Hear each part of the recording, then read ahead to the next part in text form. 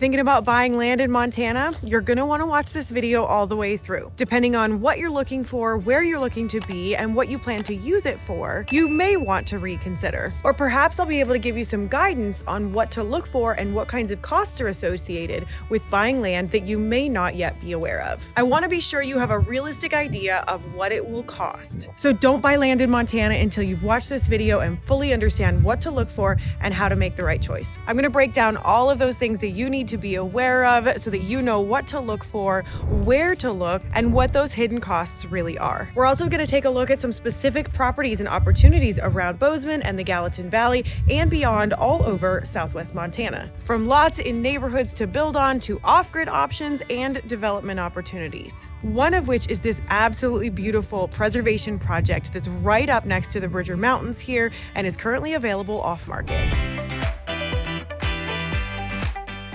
My name is Hallie with Life in Bozeman, Montana, a channel all about living in and around Bozeman, Montana, and all over Southwest Montana. I get calls and messages all the time from people asking about buying land, and I've noticed that some folks who might have been looking for a house with some land have maybe switched over and have started considering buying land and maybe building on it, that sort of thing, thinking that it might be cheaper or easier. Often they found a listing online but don't know a whole lot about it, don't know where it is, don't know what limitations there may be along with it. So let's dive right into all of those things to take into consideration. You'll see a pretty wide range of all kinds of different prices all over Southwest Montana and truly all over the state as a whole. The main reasons behind that are what that land is zoned for, what it's ready for, and of course the location. Can it be subdivided and developed, or is it just a beautiful piece of land that could be, used as a farm or a ranch or that dream property here in Montana? Raw land often requires quite a bit of work ahead of time before you can even get going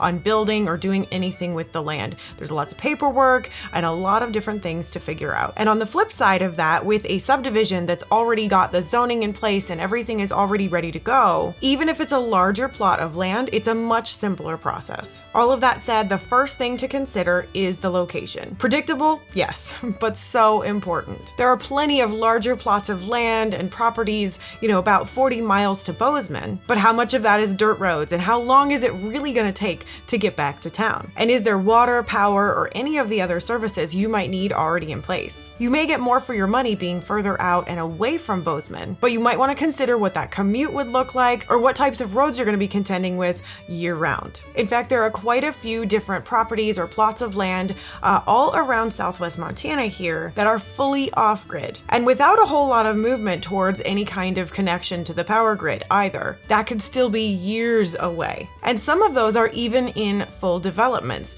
So even if it has a neighborhood name or if the zoning is in place, that doesn't necessarily mean that you're going to have access to any kind of power. So it really matters what you plan to do with the land as well as what your comfort level is around setting up different alternative sources of power. So with those off-grid properties, as you can imagine, there are a lot of different things to consider. You're going to have well and septic and the rights and permits that go along with that. For heat and electric, will you be looking at propane or solar panels or possibly both? You'll also want to consider access. As I mentioned, some of those are on dirt roads. Will you have year-round access? What does that road look like? How well is it maintained? Do you need to maintain it yourself?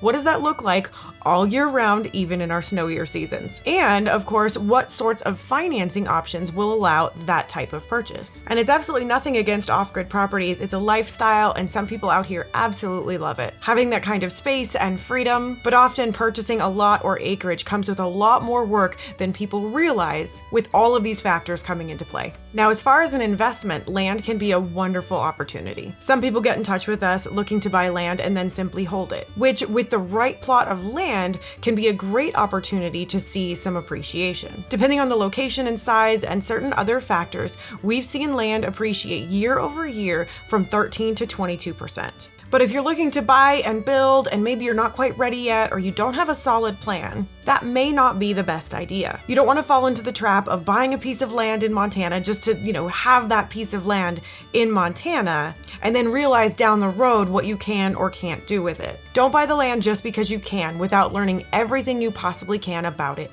first. So with that, consider when and how quickly you'd like to be able to build. Some may want to do it themselves. Others are going to look into local builders and find that they may be at least a year out for anticipated completion, or depending on weather, you may be several months out even for an available start date. I've seen as long as, 1 to 3 years for that start date, depending on the builder and depending on that location. If you're thinking about a modular or manufactured home, barn dominium style, does the neighborhood or the area that you've purchased allow for it? And if you don't intend to build right away, there's a few factors to consider there as well. Some areas have restrictions or rules on how long you can sit on a piece of land before you need to build on it, or perhaps how long that construction project is allowed to take. Maybe from the time you start building the home, you have to have it completed within a year. And if you don't have to start it right away, are you going to be able to come and periodically check on the property itself? It certainly wouldn't be the first time that somebody might find a vacant piece of land that's not being visited regularly, there's not anybody really monitoring it, a little ways out from a more populated area. Then they decide to park their camper on it, and suddenly you're dealing with a whole new issue. Now, of course, getting to know neighboring property owners can also prevent that sort of issue from happening as well. And that brings me to one of my next points, which is covenants. First and foremost, you have to take a look at zoning, of course. Most of the time, that's going to be pretty cut and dry. And then the covenants are another layer on top of that. And those covenants will have different types of restrictions on what you can build, what your setbacks need to be, what the size needs to be, what it needs to look like. There's any number of different things that they can specify. And if an area has no covenants, and if that's the sort of place you're looking for, you might be surprised to see a very nicely built, nice looking home on one 20-acre parcel, and then the next parcel over, it may be a container house or a home that was started and remains unfinished after a lengthy period of time, or perhaps the owners abandoned the project altogether. In that type of neighborhood or situation, people do often prefer larger plots of land, 20 acres or more, and then it matters a little bit less to them what the neighbors' homes look like or what their property is like. But it is still worth considering. Either way, it's best to know what the situation is with all of the zoning, covenants, and whatever HOA may be in place. And realize that not all covenants and HOAs are a bad thing. Covenants are there to protect the property owners and those property values. And some HOAs offer wonderful amenities for those property owners as well, such as road maintenance, especially here in Montana, both in summer, especially if you're on a dirt road, and in winter for the snow clearing. So it's great to know what those dues might be getting you. So given all of these elements, location, covenants, what type of property you're looking at, it's really important to go out and look at the property, drive around, see what the roads are like, see what the neighbors' homes are like. Is it a full development? Can you get a hold of the covenants if there are any? How quickly can you get a builder out there to start building for you? And what, if any, requirements are there about the amount of time that you need to finish your project and what type of construction you're allowed to do? And after considering all of those things, there's even more things to think about. Do you want to have livestock or horses or chickens? What do you plan to do with the land outside of just building a home potentially? Is the land workable if you plan to have some kind of crops? What's the weather like? How long is the growing season? Sometimes in those types of situations, it is better to buy something that's already established, an established farm or ranch or homestead type of situation. But it can be done either way with the right amount of due diligence. Another item to consider is financing. If you're not planning to pay cash for the land, you'll have to consider the types and options that are available for financing land are far fewer than there are for established homes. And you may also have to take a look at a construction loan, which can be a little bit pricier during that build time. But it's always going to be best to talk to a lender before you get too far into your search so that you know what your options are. And one of the due diligence items that I strongly recommend people look into right away are some of the hidden costs. If it's not a city lot or an established neighborhood that's hooked up to city water and sewer, a couple of big expense items can be well and septic. There's an awesome GIS data hub website that shows well depths and groundwater monitoring, so you can see what other established wells there may be in the area for the overall depth of the well as well as where they first found water. The cost of well drilling will be dependent upon that depth and worth talking to a drilling company so that you can learn what kind of time frame and costs to expect. On that GIS website, you can take a look at the various depths in the area for those established wells, get an idea of gallons per minute, so that you can then go to the drilling company and say, hey, this is what, a comparable well was just next, the next plot over. Can you give me an idea of what that cost looks like? And you'll also want to keep in mind the electrical and pump costs for that well. Septic is going to be another item that you'll need to budget for. It can also vary and depends largely on the soil, the size of the system, and the distance from the house. Septic system sizing is based on the number of bedrooms in the home. And all septic systems need to be about 100 feet from the well site. So it's also something to take into consideration as you're planning out your property. So as you can see, you might be able to find a great piece of land, something really beautiful, but it's out there a ways and maybe it's harder to get to.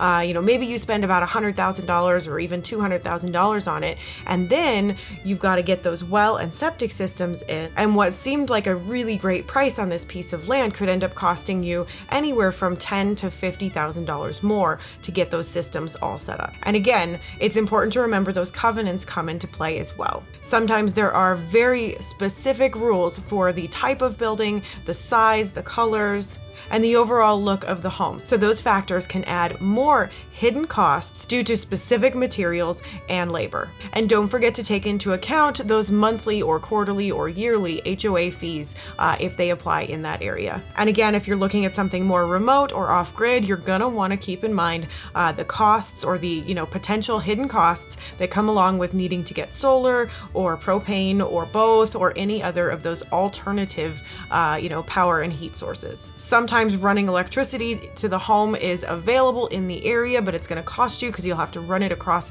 a certain distance. So it's always best to check with the power company and see what those options may be. Is there an adequate road already in existence to the property? If not, that's going to be another added cost. Another hidden cost potentially is taxes. When you're looking at land, the taxes that are going to be listed for that property are based on that land not having any improvements on it yet. Montana taxes are based on those improvements to land. So once you build, that is definitely going to go up. So best to budget for that and keep that in mind. And you may be able to get a better idea of what that looks like based on neighboring properties. So far, I've talked a lot about larger plots of land. And I know I mentioned we're going to be taking a look at some of the options around town. We'll take a look at the map, and we're actually going to go take a look at that beautiful preservation project as well. And we will. But I also wanted to mention, of course, there are going to be options in established neighborhoods with established lots where there might be a variety of different options about how to, build your home. Whether you're looking to, develop multifamily or you're looking for an established lot for single family homes, maybe on an acre or 2 acres or less, closer to town, it really comes down to what sort of thing you are looking for. Most of the time when people get in touch with me wanting to buy land, they're looking for more than a lot within an established neighborhood. But that doesn't always mean people are looking for that off-grid opportunity. There are some amazing opportunities around the Bozeman area for investment, as I mentioned before. Perhaps it's an opportunity zone for development, but it needs a little bit more work for the county or papers that need to be filed to get it ready to go. Or maybe it's a shovel-ready development or opportunity where all of that paperwork and filing has already been done, and there may even be a builder ready to go. For the latter, you're definitely going to be paying a little bit more for the land, but when all that work is already done, it can absolutely be worth it. Talking to a real estate agent like myself who knows the area well is going to be incredibly important when selecting where you want to be and which options are right for your intended purpose for the land. I'm here to do the research and the due diligence right alongside you about what to consider and where and why and what all those different factors are. And sometimes the best opportunities are not on the market publicly. So it's always good to have somebody connected in the community. Of course, you'll want to do some exploring, either with or without me, to get a good feel of all the different areas that you're taking a look at. And you might want a vehicle that can handle some backcountry roads if you're taking a look at properties that are off the beaten path, as Montana still does have plenty of dirt roads all over the state. And you might find those dirt roads even sooner than you anticipated as you head out of town. So let's take a look and talk about some of the specific listings and opportunities that are currently available all over the Gallatin Valley and Southwest Montana. But before we do, as I said, my name is Hallie. I'm a born and raised Bozemanite, helping people to relocate, move, and simply find their place here in the Bozeman area and all over Southwest Montana. From Bozeman to Big Sky to Three Forks to Livingston to Ennis and all around. My email and phone are right here, or you can of course click the link in the description to learn a little bit more or get in touch that way. And we can always schedule a one-on-one one call. I'm here to help you find the right place for you. I certainly don't want you to move to the wrong spot or end up in a situation that's not what you expected. So write that info down and feel free to get in touch. So first of all, let's take a look on the map here and look at a few listings so that you can get a feel for the things that are currently available and what they're really like. So if we take a look at the map here, this is, Bozeman right here, almost in the center, and of course the surrounding communities of Three Forks right over here, as well as Livingston, and then of course down here to the south is going to be Big Sky. So we're going to take a look all over the whole area here. First and foremost, let's go over here and take a look at some of those off-grid properties up in the Clarkston area. This is where a lot of people are going to find those lower priced options, and they don't necessarily have a big picture or, a concept of how far away it is, how accessible it is, and all of those things. So let's take a look here at this listing that is in Ponderosa Pines. This one is going to be off-grid. This is zoned for rural residential. It is just over 10 acres and obviously listed just under 60,000. Now here they even tell you in the listing that you're going to be driving about 21 miles or 33 minutes from Three Forks. So given that, you're probably about an hour from Bozeman. It looks like you've got some wonderful views, but it is not going to be the easiest thing to get to, and it's not going to have, power or other utilities already set up. So it does make it a little bit more challenging, even though that price tag can be really, really appealing. So as you can see here, there are quite a few listings in this area up here to the north of Three Forks. Three Forks is right down here, and then of course Ponderosa Pines and Clarkston are just up the road here. Now the road that's going to take you into there, it is paved for a little while, but not the whole way. So if we zoom in here a little bit more, we can take a look at some of these other listings as well. Another one, again, this one is going to be off-grid, even further up the road. You can see some of the lots like this one are up a hill. So you're going to have, certain parts of the land that you can build upon and other parts that you cannot. So all of those things are going to be really important to take into consideration. So let's take a quick look around the scenery all around the Ponderosa Pines and Clarkston area.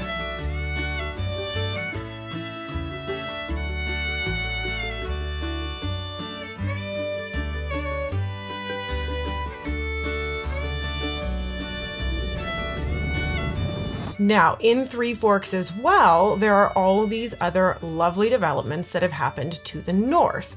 And those are going to be really nice residential spots. Often they're on 2 to 10 acres, averaging about 5 acres. And as you can see, the prices for those are a bit higher, generally speaking. Now, some of them are a little bit lower. If we take a look at this one right here, this one is zoned rural suburban. It's 1.3 acres. So obviously not as big as some of the other options in this neighborhood. But as you can see, you're going to have some neighbors. You're going to be in more of a developed community, even though you're going to be sitting on an acre. So it's a really nice spot for that. And then of course, it's going to be important to remember whether or not, what type of building you're allowed to do based on those covenants within the neighborhood. Taking a look at one more down here, let's look at one that's a little bit higher price point, a little bit more acreage. This one is zoned rural residential. It's in the Wheatland Meadows neighborhood. It's listed a little bit higher and it's just over 5 acres. So again, you can see the neighborhood and what that looks like overall. Now, of course, it's going to be dependent upon those covenants and the HOA, what you can build on that 5-acre lot. So you can see pretty spread out, wide open area there with really nice views as well. So let's drive around a little bit in some of those neighborhoods just north of Three Forks.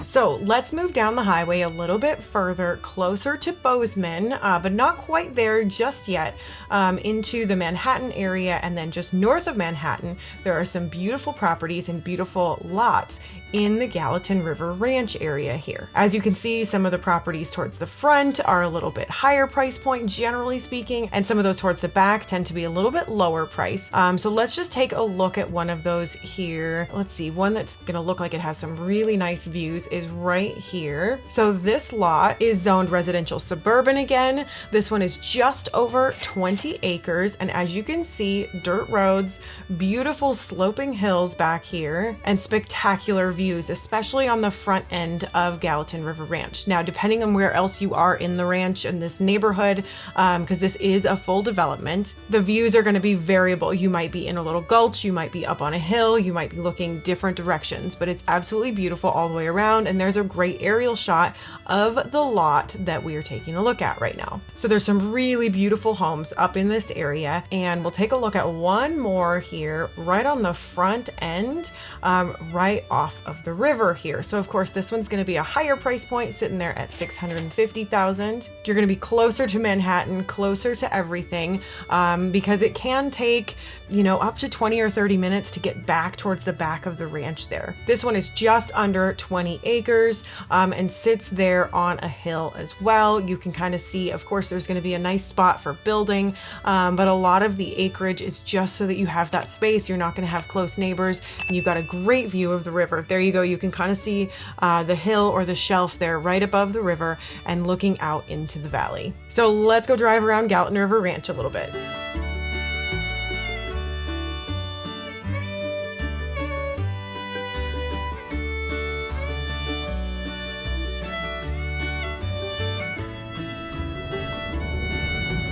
Now, heading into the Bozeman and Belgrade areas, the most cost-effective lots that you're going to find right now are in Belgrade in a new development just to the south of town called West Post. If we zoom in a little bit right here, we're going to see some of these lots for West Post that are currently for sale. One of the mid-range, or on the lower end as far as price goes, is this one, Lot 2, Block 15 of the West Post subdivision. Now, as you can see here, we've got Block 15, Lot 2 right over here. This one is listed obviously at $185,000, and you can see the area overall right in the middle of the valley there. It's going to be a really nice little neighborhood, more affordable than a lot of the other places around the area. And these lots are under a quarter acre. This one is 0.18. And again, what can you build on it, or what the plans are, that's going to be very specific to the property and something you'd have to do the due diligence on figuring that out. But you can also purchase these in bulk, if you will. You can buy lots 12, 13, 14, 15, and so on for a slightly higher price. So it's worth noting that there's going to be some investment opportunity in here as well. Zooming back out here and heading even more into the Bozeman area. Right in Bozeman, over on the west side, there's a newer development, or another phase of a development that's happening in Norton Ranch. So that's going to be another one of the more cost-effective areas where you could buy a lot and build something in the Bozeman area. If we take a closer look here, most of the lots are listed at $178,000. So let's just take a look at one of them over here on this side of town. Looking through, you can see a nice little park, very well maintained area, and the lot itself, very similar to West Post, is going to be 0.18 acres. So you're just under a quarter acre in a nice little neighborhood. And again, always best to visit those covenants and whatnot so that we can learn a little bit more. So let's go drive around this Norton Ranch area a little bit more.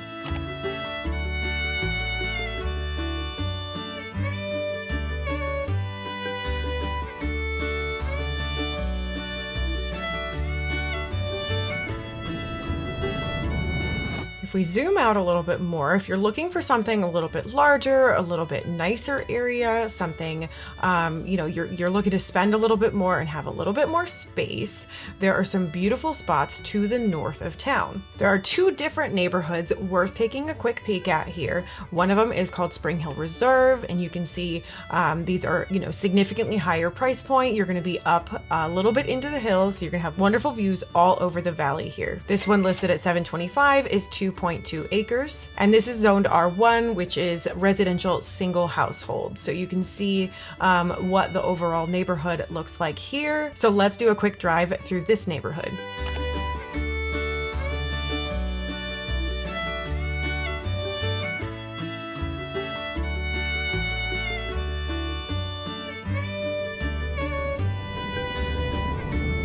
Now, if we go north a little bit further on Spring Hill Road, we will land in Bridger Lakes, another nicer neighborhood right here in the same north end of town, a little bit less up on the hill.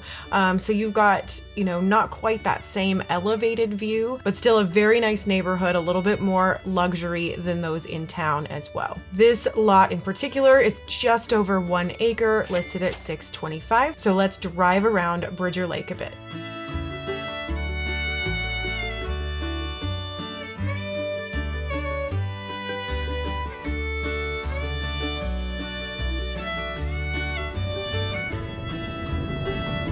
Heading to the south of Bozeman now, towards Big Sky, but not quite all the way, we find ourselves in Gallatin Gateway. There are some beautiful properties right along the highway here past Gateway on the way to Big Sky in the Little Bear neighborhood. Now you're going to see a wide variety of property prices here. Clearly, this one on East Williams Road is almost 125 acres, listed at 9.8 million. But let's focus in a little bit on this listing here in Little Bear. As you can see, again, we're on the outskirts of town, but we're on the south side this time, closer to Big Sky. This lot is 5.5 acres, listed at $675,000, so you can get a feel for what that looks like. Kind of a unique shape, a unique little spot there, but absolutely beautiful views and very close to the mountains there.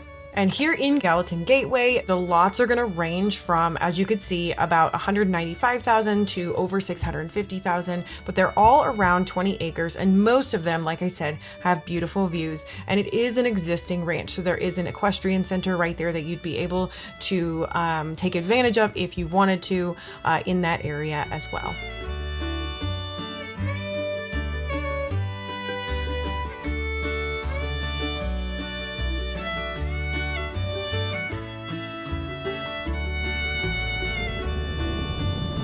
Now, coming away from Gallatin Gateway, there are a few master plan communities in the area as well, and I will do a future video all about those. But worth noting, if you're curious and you wanted to learn a little bit more, there's Blackwood Groves, Northwest Crossing, and of course the beautiful neighborhood of Creekside, which I have another video about if you'd like to take a peek at that and see for yourself. Now, two other areas that we're going to take a look at here, of course, are Livingston and south of Livingston in Paradise Valley, and then we'll head way over on the other side and take a look at Ennis as well. So looking here just to the south of Ennis in Paradise Valley, for those that are looking for more land, more space, let's take a peek at this beautiful larger property. This one is 20 acres. It's just under 1.5 million. And of course, you're right off of Mill Creek. Wonderful fishing, beautiful scenery right here off of the river.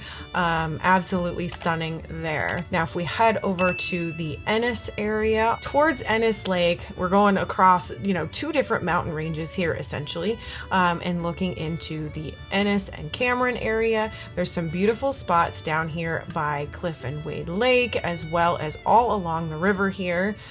So let's take a look at one or two of these. So this lot listed at 1.25 is 319, almost 320 acres. So this is going to be a very different scenario from the small lots in town. This one has no, or at least unknown, zoning at this time as well. So it's worth noting that this one you might have to do a little bit of work to get something sorted out before you can actually build on it, but it's an absolutely beautiful spot with the elk clearly running through the area there also. So, a really unique opportunity here with no zoning. You have the opportunity to do a lot of different things with this property. One other option in the Ennis area, and then we'll drive around a little bit here, is a smaller parcel, just about 9.3 acres in the Virginia City Ranches area. You can see stunning views again in this valley, listed at $230,000 with unknown zoning on this one, but there are known to be light covenants in the area. So again, you're going to have to look at what restrictions there may or may not be. Absolutely beautiful spot there. Let's take a look at one more up here in the McAllister area off of Meadow Creek. This is another 10-acre lot, but of course listed a little bit higher at $479,000. It's a little bit closer to the Ennis area, closer to Ennis Lake. We're going to be able to see Ennis Lake there in the background as well. Absolutely stunning spot. So let's go do a drive around the Ennis area, Ennis Lake a little bit, as well as down south.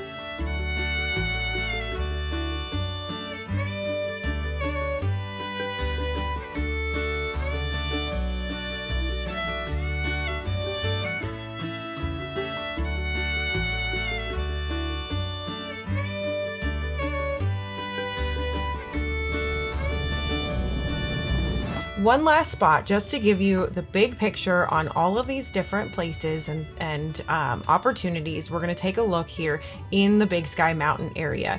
You're going to see prices much higher. It's a resort and the prices are definitely going to reflect that.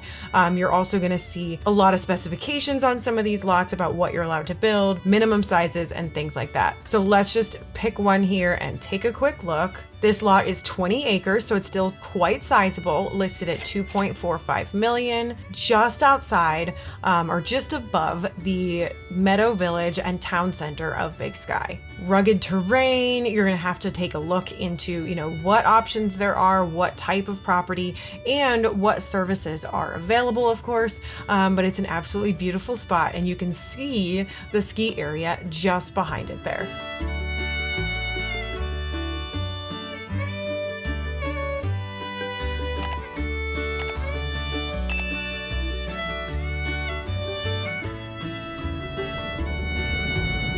So the last thing I wanted to do here is actually take a look at a couple of investment opportunities. There are several different investment opportunities all over the area, of course, from 122 acres right on the north side of town, listed just under $15 million, that has 178 lot plat approval, all ready to go with all water entitlements. It's gonna have Bridger views, a central location, amazing potential.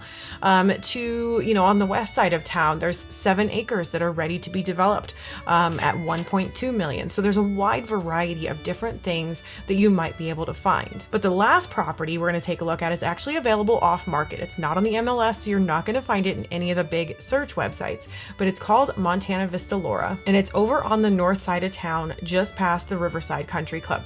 So let's head out there and take a look. So I am currently at Montana Vista Laura. This is an amazing opportunity for a boutique luxury development right here on the north side of Bozeman, right up next to the Bridger Mountains that you can see behind me now. So this really is a wonderful preservation project that is, intended to preserve the green space and the views all around this area. Just 5 or 10 minutes to Bozeman, this area was recently rezoned. So the lots are actually a minimum now of 20 acres, which means this whole parcel here of 120 acres is only going to be divided into 6 rather than the 50 or 60 that it might have been. This was a family-owned farm for many generations with national forest access just down the road as well. And with the new zoning, you're not limited to just building a home. You could build a home, a guest house, a barn. There's plenty of options of things that you could do with this land. Each 20-acre lot ranges from 1.7 to about 2.5 million, which averages out to about $667,000 per acre, which is great for this particular area,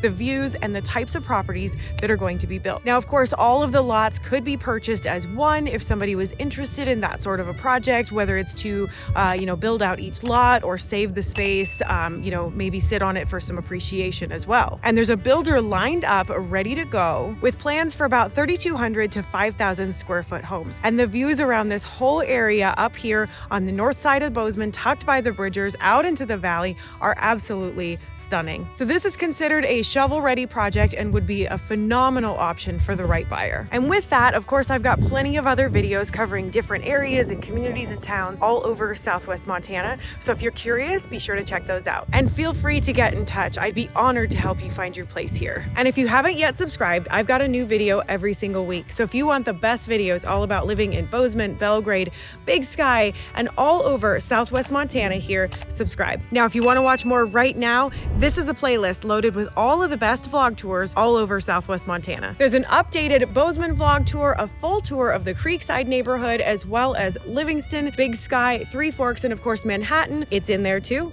And until next time, I hope to show you around.